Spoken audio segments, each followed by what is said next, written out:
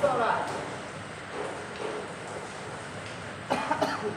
अब हम लोग को देखना है पूर्ण स्वराज के बारे में।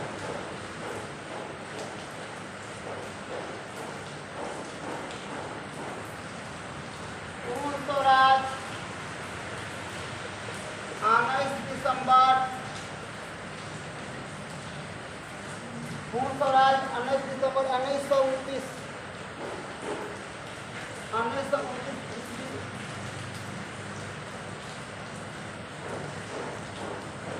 ईस्वी में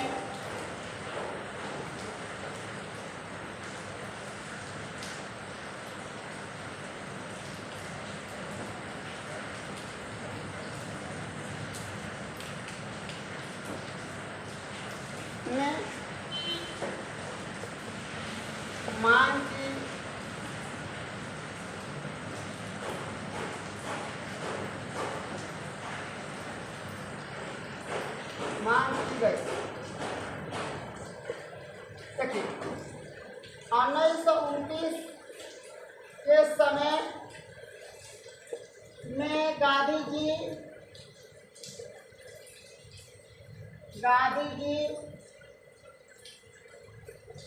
सक्रिय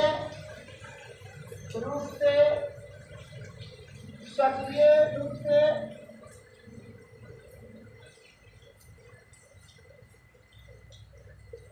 वापसी किए तथा लाहौर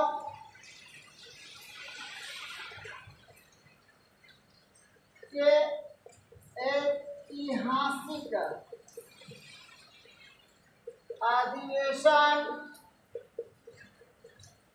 में भाग लिए। गांधी जी जो थे 1929 में ये क्या हो गए थे, स्लो पड़ गए थे। 1929 में ये क्या किए, स्लो पड़ गए। लेकिन कुछ दिन बाद 1929 ईस्वी में उन्होंने फिर से राजनीतिक में सक्रियता की भूमिका निभाई और 1929 में जो लाहौर अधिनिवेशन ऐतिहासिक था उसमें उन्होंने जाके क्या कर ली, भाग ली। अब लाहौर अधिवेशन में महात्मा गांधी को अध्यक्ष पद के लिए नामित किया गया था, परंतु गांधी जी ने पंडित जवाहरलाल नेहरू को अध्यक्ष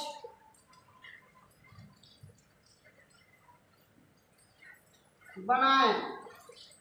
देखिए लाहौर का जो अधिनिवेशन 1929 लाहौर का अधिनिवेशन है वो बहुत महत्वपूर्ण अधिनिवेशन था।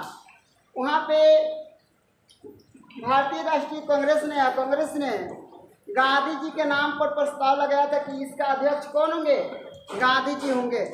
लेकिन गांधी जी ने जब वहाँ पे गए बैठने के लिए, ठीक है ना, गांधी जी ने जब गए वहाँ पे बैठने के लिए तब उन्होंने पंडित जवाहरलाल नेहरू को उस अध्यक्ष पद पर क्या कर दिए, बैठा दिए। तो कभी भी अगर आप लोग को ऑप्शन में या कभी भी एग्जेक्टिव में आता है कि लाहौर में जो अधिनिवेशन हो रहा था उसका अध्यक्ष कौन था, तो हम लोग बोलेंगे कि महात्मा गांधी थे। परंतु जब उसकी बैठक शुरू हुई तो उसमें महात्मा गांधी ने अपना नाम हटाकर पंडित जवाहरलाल नेहरू के नाम का समर्थन किया। तब उस सभा के अध्यक्ष कौन बन गए, पंडित जवाहरलाल नेहरू बन गए। ठीक है, नोट कर लीजिए।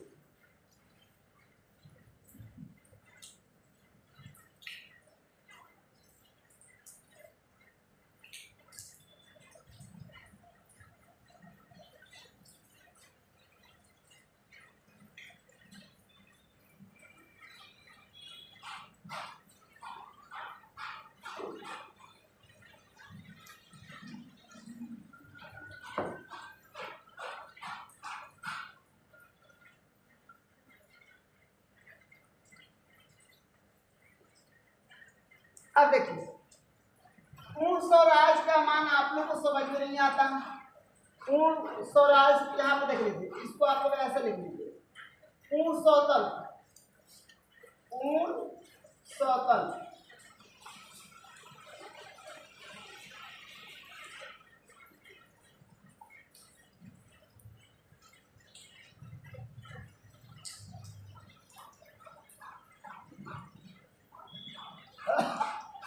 स्वतंत्र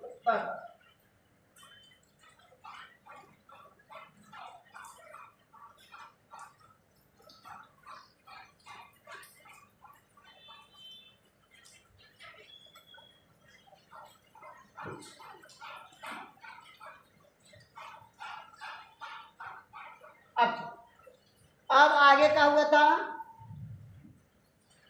जो लाहौर अधिनिवेशन 1929 लाहौर अधिनिवेशन जो हुआ, उसका मुख्य बात क्या था, थोड़ा सा क्लियर करेंगे। 1 2 3 4 और एक 5 को हम आप लोग को मुख्य बात 3 4 को बता दें।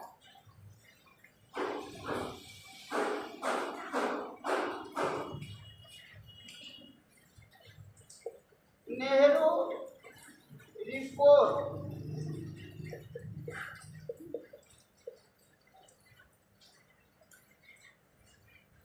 नेहरू रिपोर्ट की डोमेनियल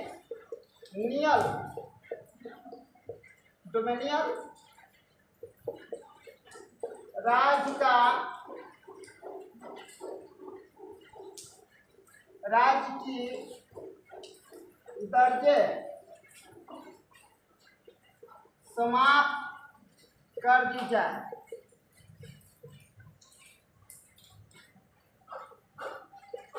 यानी कहने को तो बताया गया था कि नेहरू रिपोर्ट एक निकला हुआ था, उसमें बताया गया था कि डोमिनियल जो राज्य है उसका जो दर्जा मिला हुआ है उसको क्या कर दिया जाए, समाप्त कर दिया जाए। दूसरा क्या बताए थे,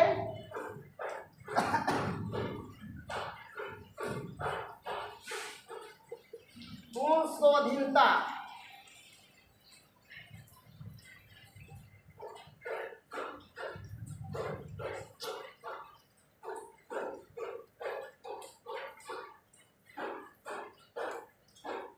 पूर्ण स्वाधीनता की मांग की गई। तीसरा क्या था,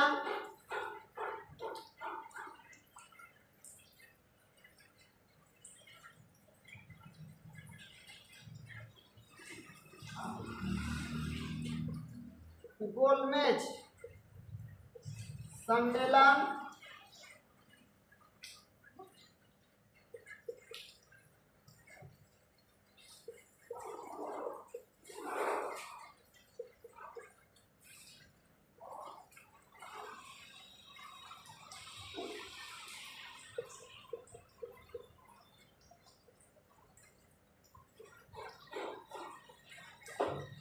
से संबंधित, दिमाग इधर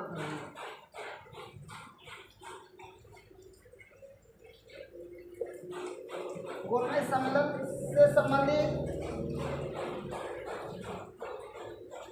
विदेश नीति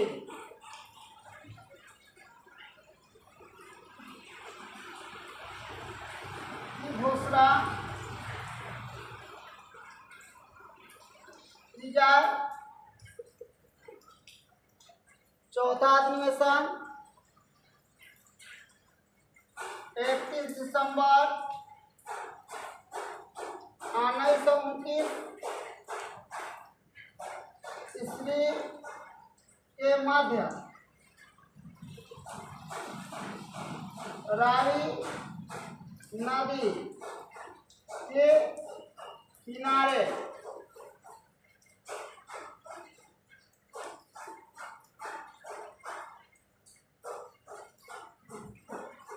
किनारे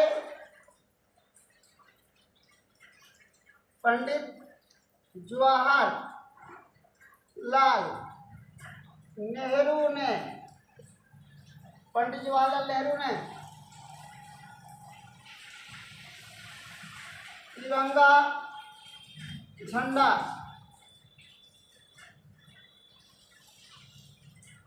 फहराए।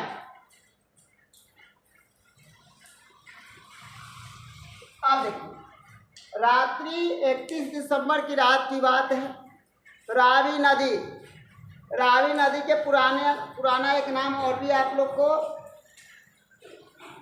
रावी नदी का एक पुराना नाम है इरावती नदी, ठीक है ना। रावी नदी का पुराना नाम है इरावती नदी के तट पर मध्य रात्रि यानी रात के समय में 31 दिसंबर 1929 को पंडित जवाहरलाल नेहरू और उनके गुट के लोगों द्वारा रावी नदी के किनारे तिरंगा झंडा फहराया गया था।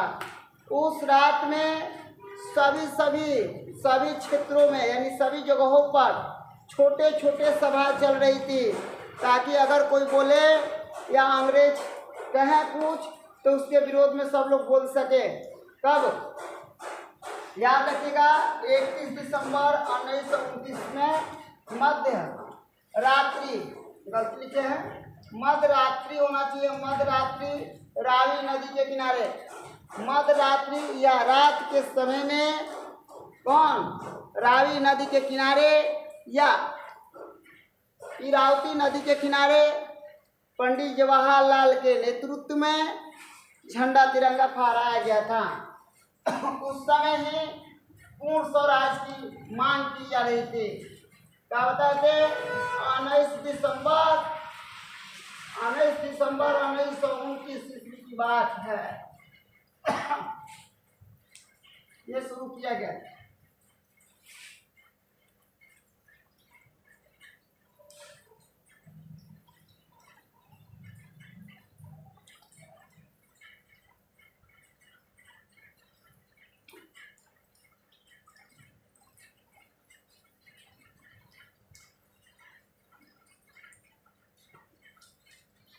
देखिए, आगे हम लोग देखते हैं।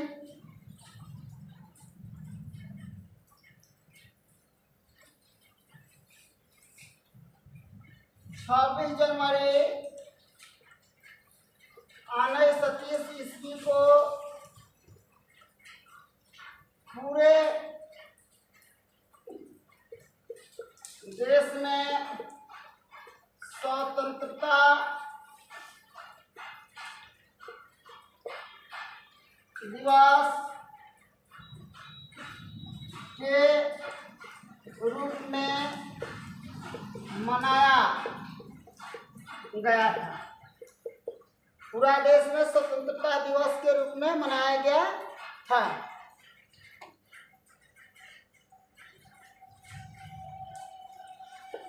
इस राष्ट्रीय आंदोलन का नेतृत्व गांधी जी के हाथों में सौंपा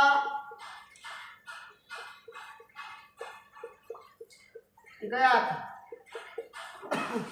गांधी जी के हाथों में सौंपा गया था। इसके बाद गांधी जी ने सविनय अवज्ञा आंदोलन